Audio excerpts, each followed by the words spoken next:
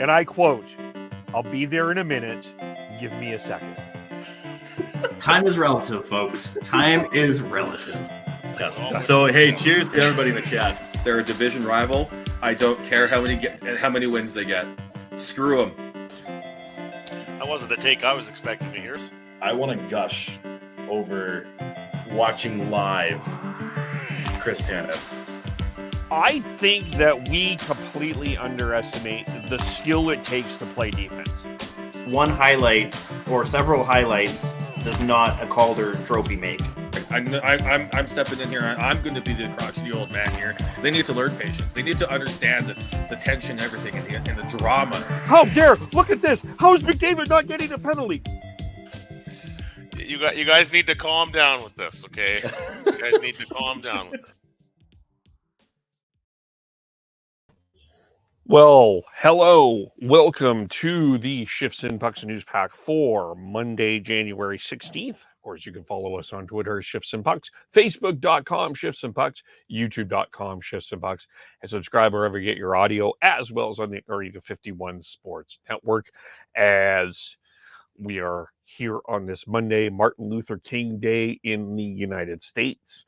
A tough day for Canuck fans, as we'll get right into it, as the Gino Odjick passed away at the age of 52, and he has. If you were a Canucks fan, you know that he has been in a battle for a long time in terms of what he has been going to through with his health, but his sister Dino posted on Sunday, and it was mentioned on the broadcast yesterday, that our hearts are broken. My brother Gino Odjick has left us for the spirit world. He played 12 years in the NHL, 8 years in Vancouver, and 2 also in Montreal. So the Montreal Canadiens family also feeling a bit of feeling that, as well as his junior team, the Laval Titan. He also played for the Islanders and the Flyers. 64 goals, 73 assists, 2,567 penalty minutes, and 605 regular season games. But the numbers are not the story with Gino Odjick. It's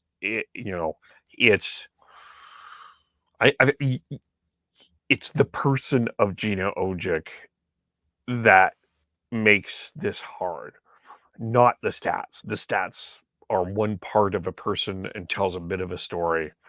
He was a kind gentleman off the ice.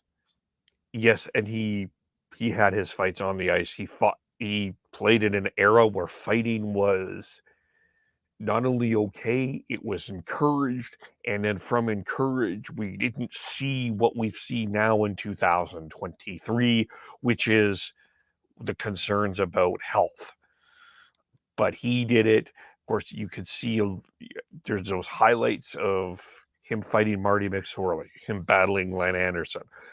You may have saw that penalty shot goal he scored against Mike Vernon, but it just felt so much more. He loved the Canucks. He loved the team. The fans loved him as much as we remember last Bruce, there it is, Gino echoed from the Pacific Coliseum. He was even beloved today as a Canuck. He was part of that 1994 Canucks team that took the Rangers to 7 games in the Stanley Cup final. Ran shotgun often with Pavel Bure, one of the great Vancouver Canucks. His First Nation, of course, was part of his Indigenous history, was part of who he was. He contributed back to it. He touched a lot of people, made a huge impact on the world. And was just, it felt like he was a connector of people. He cared about people. And I think in some senses the rest of the news today almost almost takes away in a sense from Odjick, and he will have his day. But as we get into the rest of the news, it's he's not going to be on anybody's. He's not an all-time, other than penalty minutes. He was not a guy that's going to lead the offensive stats. But the person that he was on and off the ice made him a pillar of this community. And I know Wednesday they will do a fantastic job in honoring Gino Odjick. And that, I think, is that will be good. It will be a special night on Wednesday. But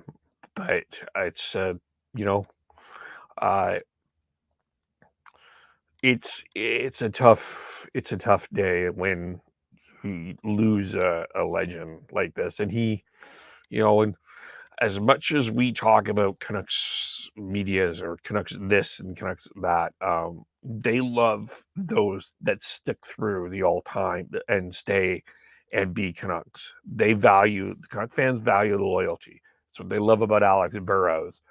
Gino Odjick's another one. So, yeah, Gino Odjick, rest in peace. Going to be missed for sure. And we'll talk more about him on future podcasts as well, and what he meant to the team.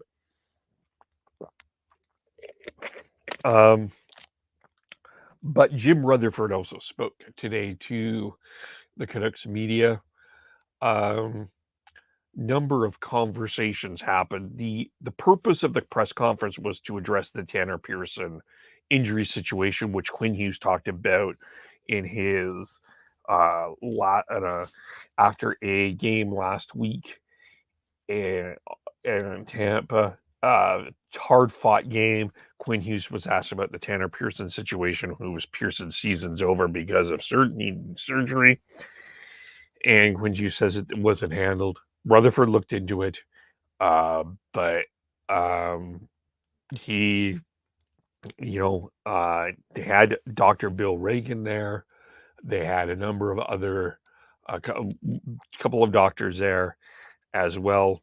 And we'll go through some of the tweets of this and go through this part of it. And as we go through this.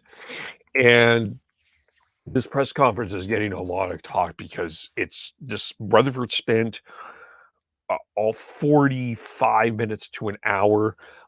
He excused the doctors at one point. The communications PR staff came in and said, "We're done. We're done." Rutherford said, we still have questions. He continued to talk. So I admire, there's a lot I admire about what Rutherford did. I think Batchelor put it best. It was one of the most unique, impressively candid and entertaining pressers I can ever remember. So it was interesting. But we'll go through a lot of the topics that he went through. We'll start with the purpose, which was Tanner Pearson. He said, occurs in terms of Quinn Hughes' comments. He said, "I felt immediately that it had to be looked into." He spoke with everyone involved and couldn't find anyone to whom Pearson expressed concern. Dr. William Regan says at the course, he was there. Dr. William Regan says, "In the course of doing this review, I provided a timeline of the course of treatment for Tanner Pearson and his injury. He said he's prepared this report and that his top priority is Pearson's safety and full recovery." And then Reagan continues, "We are in direct lockstep with the NHL and how players' injuries are managed. This is how Tanner Pearson's injury was handled." And he can't speak to the specifics on the procedures Pearson has undergone due to patient privacy and confidentiality in the Canadian Medical Health Service. Of course, a lot of there's privacy concerns. I'm aware of that. You cannot disclose somebody else's private health matters to someone else. Rutherford is correct on that. Reagan also confirmed that Pearson suffered 2 setbacks in his recovery, which has led to him missing the remainder of the season. And Rutherford continued, hopefully the right things were done. If they weren't, hopefully they are going forward. So that's the Pearson part of the press conference. The other part of the press conference is there was a couple of other things here. He did talk about Thatcher Demko and Tucker Pullman. He did say that he will not rush Thatcher Demko back into the lineup. But he's progressing in his recovery, and we hope to see him back in the relatively near future, whatever that is. He also talked about Tucker Pullman, and he did say that he is not expecting him to play the rest of the year. He mentioned that he has a contract for next year. So Pullman's had a number of setbacks with concussions, and I think the wise thing probably is better safe than sorry with Tucker Pullman. I know there's some Canuck fans that are not big fans of the performance of Tucker Pullman. Put that aside. The guy's health is important, and that's where you hope the best for that. Now, other things that happened. In terms of the movement in his job, he basically said he's disappointed in himself that he didn't do a good enough job. They're moving some of these contracts out. We know the cap situation that the Canucks are in. We've talked about it for a number of times on this podcast. And he said we're stuck with contracts we can't move, which, if you've heard Dollywell, he's talked about they can't trade Myers, they can't trade OVL, they can't trade Garland, they can't move these contracts, and it's going to be hard to make those changes. Ultimately, to talk about the tank, we're taking a step back whether we wanted to or not is one thing there. So that's that part of it in terms of where this team is. Talked about buying out contracts possibly in the summer if they can. That's one other step there. So in terms of the contract situation, he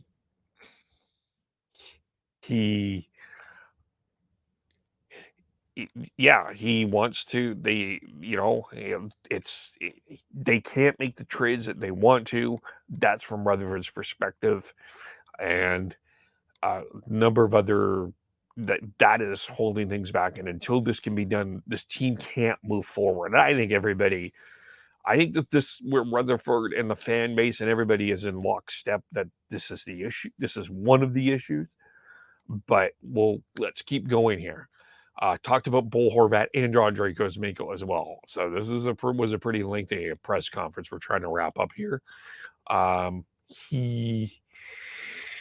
He says they've given their best shot with the contract that they've offered Horvat. It's fair market value prior to what Horvat accomplished last year. So that would read to me that's definitely not in the Matt Boldy, who signed a 7-year, $49 million contract. That is definitely not in the 8x8 contract. That would indicate to me it's at least under 7 there. And so that would indicate to me, why I read that Bo is 95% certain that Bo is playing his final games as a Vancouver Canuck and will likely be till near the trade deadline. And I guess how do you approach that with teams is the other question about that. Did say they've gotten into a conversation about a contract extension with Andre Kuzmenko. I do think they need to keep Kuzmenko. I think he provides a lot of energy. I think there's a lot that he brings. I think there's a certain flair with this guy. I think the Canucks need to keep Andre Kuzmenko. But other than that, the other part of this, and of course, the continued conversation about the future of head coach Bruce Boudreau. Rutherford has said he is our coach now. He has spoken to potential future coaching candidates in the past couple months. Oh, one other thing. He addressed the issue. It wasn't with the core of this team, but outside the core of this team. but he went on later in this press conference to say that he needed to address. They probably will have to move the core of this team. Now, I guess there's a question of who's the core and who's not. But okay, we can all debate who that is. I mean, the front liners are Pedersen, Horvat, Miller, Hughes, Demko. Demko's hurt. Hard to criticize him at this point. Has he been as good as he was last year? No. But he got hurt at the end of last year. I think the structure of this team probably hasn't helped Demko in particular. So, take that for what you will. Ilya Mikheyev has went 12 games, by the way, without a goal. Curtis Lazar, these outside core, but the two key acquisitions, Mikheyev has gone 12 games, no goals. Curtis Lazar, 1 goal this year in 32 games. As much as there's been a lot of offense, it is top heavy on the Canucks. The bottom part of that lineup in terms of contributing offense and just playing an overall good structured game, that's been a struggle. And I especially saw that against Winnipeg, where I thought the bottom 6 were much better in Winnipeg than they were in Vancouver. You see that a lot, in my opinion. So I think there's some validity to that point. But then going on to say we may have to move the core here. But then let's get to the coaching part, because, of course, let's go back to the reports last week, and then on Hockey Night in Canada, Elliot Friedman basically said the next coach of the Vancouver Canucks is Rick Tocchet. Now, we did talked about this on Thursday. We talked about when you do this, and you can have the debates on that, but it feels right now that Bruce is sort of, I won't say lame duck coach. I know Sean doesn't like that word, but it's not. He's certainly not a secure coach. But Rutherford said he's our coach now and admits that he's spoken to potential future candidates in the past couple of months. So this is what we can refer to this, go back to how I interpret this. I don't think that they were particularly. I don't think they wanted Boudreau to come back. I really don't. I think this is the way that I play it. I think that they would have, if they would have preferred to bring in a new coach, they would have. But I think ultimately, although some have said they didn't want 2 head coaches, and there wasn't a problem having another head coach on the books in terms of contract. I wondered if that played into it, or if they did want him back, they wanted it. They certainly felt like they had a short leash on Boudreau. That's the way that I'm reading it. This doesn't feel like a management group that was completely confident with Bruce Boudreau, especially the way that he's talked about Boudreau this year. My sense is I think Rutherford would have preferred to go another way. And if he's talking to other coaching candidates, no matter what the reason is, if he's admitted that, they've been thinking about a change, and he can deny it all he wants, but that's how I would interpret that. In terms of the future, not looking towards a rebuild, or prefer to call it a retool. I think Canuck fans are just rolling their eyes at the R word here, because this has been the same conversation that's been going on since I've moved here to Vancouver. Rebuild, build, retool. Trevor Linden left because of these words. It's,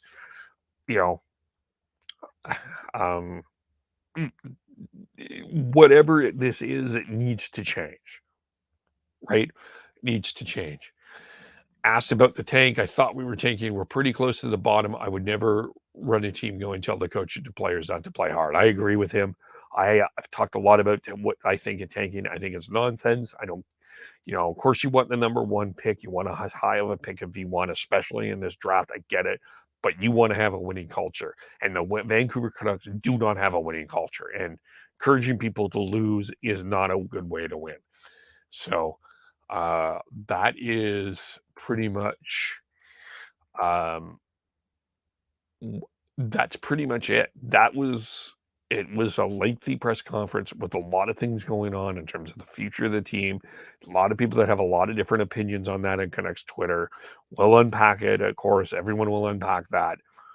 But it, I think ultimately, hopefully, this gets back onto the reflection on Gino Odjick, because I do think that the next few days should be on Gino Odjick. But the team does a great job honoring him on Wednesday, and I'm sure that they will. But there's so many other questions with this team going forward with Bo Horvat, Bruce Boudreau, anything else that is going on there. So that's what's going on with the Vancouver Canucks. It was certainly a Canucks focused day. Other things going on today, though, and that includes the Calgary Flames are in action. And they build up a 6-1 lead against the Dallas Stars heading into late in the second period. Tyler Seguin scores, and the Stars score 3 on Saturday to make that far more interesting than it probably should have. 6-5 the final. The Flames do come away with the win. Not pretty in the third period, but the last 3 minutes, I got to tell you, for those that are Chris Tanev again, Elias Lindholm, that's the Elias Lindholm I love. Anchoring the center, playing that all-round position. I love that. I loved what Elias Lindholm and Chris Tanev gave in the last 3 minutes. Don't love the rest of the 17 to 19 minutes between that 6-2 and the late in that period, the second after 6-1, and between that, no. But Tanev, again, showing why he's a guy that you can just rely on in positions. And, someone was talking about not starting Tanev in overtime. I put Tanev on the ice whenever I possibly can. He scores his first goal of the year. He's underrated. He doesn't have a bunch of offensive ability goals, but Tanev does so much to me. I play Tanev whenever I can. Let's see if we can get some lineup notes and news and notes here for the game tonight on the Flames as they head into Nashville here. And we looks like Jacob Markstrom will be in goal for the Flames. UC Saros, who's been unbelievable in goal for Nashville. And I know people aren't happy that Markstrom is playing, but I think you ultimately need 2 goaltenders to be successful. And another night that Jacob Pelche isn't playing, I would personally have probably switched Pelche for Ruzicka, but and I get the Flames fans. We've a frustration with not playing Jacob Pelche. Sooner or later I have to think. Part of me wants to think that Daryl Sutter is going to finally give in, but this appears to be a staring contest in some way from the outside between Treliving and Sutter. Don't know. They've won their last few games. They generally play, other than that third period, they played one of their best games of the year against St. Louis. So I get it. And I get why you kind of, in a sense, don't play him in Dallas, because you had a pretty good game in St. Louis and you don't want to change the lineup. But you also need to create, as I said on Thursday, you got to create, if you want competition, you want people to earn it. Pelche's earns it. So hopefully this week we see Jacob Pelche in the lineup. That's kind of where I'm at on that anyway, in terms of that. So, but looking at the standings here, we've got, in terms of the standings, Nashville, looking at their record here, they're in that playoff battle. Of course, in the Western Conference for the wild card that we've talked about, 44 points, 7 behind Edmonton and Calgary. So, but they've lost 3 in a row, so they'll need to get back into the into things here, but so it's a big game for them at this point. But you certainly, with UC Soros and the way that National plays, wouldn't count them out. Calgary, of course, at 51 points there. So that's what that lineup looks like. We'll quickly touch on the games that are other games that are going on today. There's a couple of finals that happened as well. And because it's Martin Luther King Day, a few games going on. Tampa Bay leading Seattle 1-0. Seattle just coming off a road trip where they won every game, all 7 games. First time in professional sports that that's happened. They are sitting in second right now. If Los Angeles and Seattle would play, they finish second. They would be the second team. They would have to be the team with the home ice advantage there. And Tampa Bay, of course, coming across the West Coast, Vancouver and Calgary as well, coming around here, doing their West Coast trip. So that's that one. Colorado is up on Detroit 5-1. Colorado, of course, they're 46 points behind Edmonton and Calgary for that wild card spot. If they win today, they move it to 4, and they have 4 games. They have a couple games in hand, 3 games in hand on Edmonton, 2 on Calgary after this. Nashville, by the way, 2 on hand on Calgary, 3 in hand on Edmonton. So that's what's going on. For Detroit, of course, they are 6 points out of the wild card spot. Alex Nedeljkovic on waivers, clears waivers for Detroit there. And in terms of other games going on, we had Florida play today as well, and we'll get to the finals here. They beat Buffalo 4-1. Matthew Tkachuk is on a 7-game point streak. He's got 13 points. He has made an impact in Florida. Have to admit that he's playing very well. Florida's not in a playoff spot, but Tkachuk is leading the way.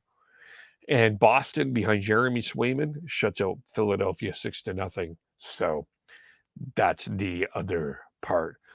Some other news. We'll just focus on the NHL today because we were quite lengthy on the Canucks stuff. Matthew Boldy signs a contract today, 7 years, $49 million with the Minnesota Wild. 29 points this year. Could have been an RFA. So he says he loves it here. He's very happy with that. So good for him. Another signing that happened this week was Pavel Zacha, 4-year contract with the Bruins, 4 years, 19 million, 25 points, would have been a UFA, but AAV of 4.75, 25 years old, 5 goals and 20 assists. He was acquired from the Devils in a trade for Eric Hall. And then we'll get to the 3 stars of the week here. Or actually, let's do the injury news because the Kraken are playing the Oilers tomorrow. So it's back-to-back for the Krakens, and the Oilers could have Evander Kane back. As they've been without him for a while, since November 8th. Progressed ahead of schedule, was expected to be out 3 to 4 months. He was left wrist cut by a skate blade. So he was on a line with McLeod and Fogle. I think that you're keeping that Nugent Hopkins, Kloston, Janmark line together, and then McDavid and Draisaitl you keep together as well. So that makes some sense where you have Kane. But then Kane does play at times with McDavid and Draisaitl as well. Valerie Nichushkin could also, with the Oilers and the Avalanche getting healthy, where Nichushkin played the game today, started the game. He missed 4 games before having surgery on his ankle on November 8th. He missed 13 games. We turned on December 9th, and he's been out of the lineup since December 23rd because of discomfort related to the surgery. Peter Kochetkov reassigned to Chicago on Monday, 10-4-5 with a 2.33 goals against average. He lost his last 4 games. He allowed 3 goals in a 4-3 shootout loss to the Canucks on Sunday. And yeah, so Kochetkov sent down Frederick Anderson, returning from injury. He missed 29 games, and Ranta's 10-2-3. And then Jeff Petrie returned to practice. He hasn't played since December the 10th. He wore a no contact injury, and of course he will not play against Anaheim tonight. And that will be his 15th straight game, which means we should touch on the other games going on today, which we've got Dallas taking on Vegas. So second place team in the Central taking on Vegas, and who's sitting in first in the Pacific Division. And we've also got Anaheim, Pittsburgh, as mentioned, Rangers taking on Columbus. Washington will take on the Islanders. Ottawa taking on St. Louis. Lots of interesting questions going on in Ottawa, not only in ownership, but the terms of who you're keeping on the team and not. Travis Hamonick's name's coming up. Cam Talbot's name's coming up. Ottawa, after all these moves, could they be sellers at the deadline? I think would be a little bit disappointing for Sens fans, quite frankly. We'll have to explore that. And of course, we talked about Calgary, Nashville. And so those are the games that are going on today in the National Hockey League. And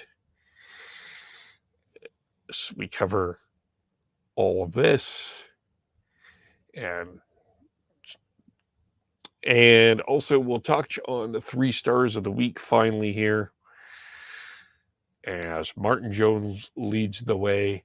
The Kraken have been unbelievable in terms of we've talked about. I think the Kraken are starting to get that notoriety. I've always been a Kraken follower or a Kraken believer, and I think we're seeing that. That team looks a lot better offensively with Burakovsky. The acquisitions of Burakovsky, Matty Beniers there as well. And the Calder Trophy conversation, and just getting better play from everyone else as well. Larson, Dunn, Marty Jones, of course, talked about 3 stars of the week as well. And so that's what's going on there. Well, with that, and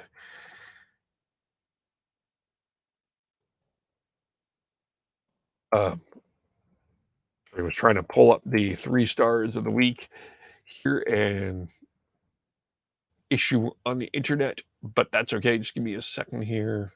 As it's Marty Jones, Lucas Raymond, who had, so Jones was 3-0 this week. Lucas Raymond, 7 points in 3 games for the Detroit Red Wings, and Nikita Kucherov, 7 points in 3 games for the Tampa Bay Lightning. So we'll leave the news pack there. You can follow us all individually on Twitter. Sean Beardy, Canuck03, Tyler TNOBLE, Devin Gordhouse09. It was great to have him back. Although injured, he was back. And Christian Schneid's, SCHNAIDZ. I am KEVOLE, Shifts and Pucks, Facebook, YouTube, Twitter, Twitch. Subscribe wherever you get your audio, as well as on the Area 51 Sports Network. Thank you for watching, listening, and we'll talk to you all very soon. Bye for now.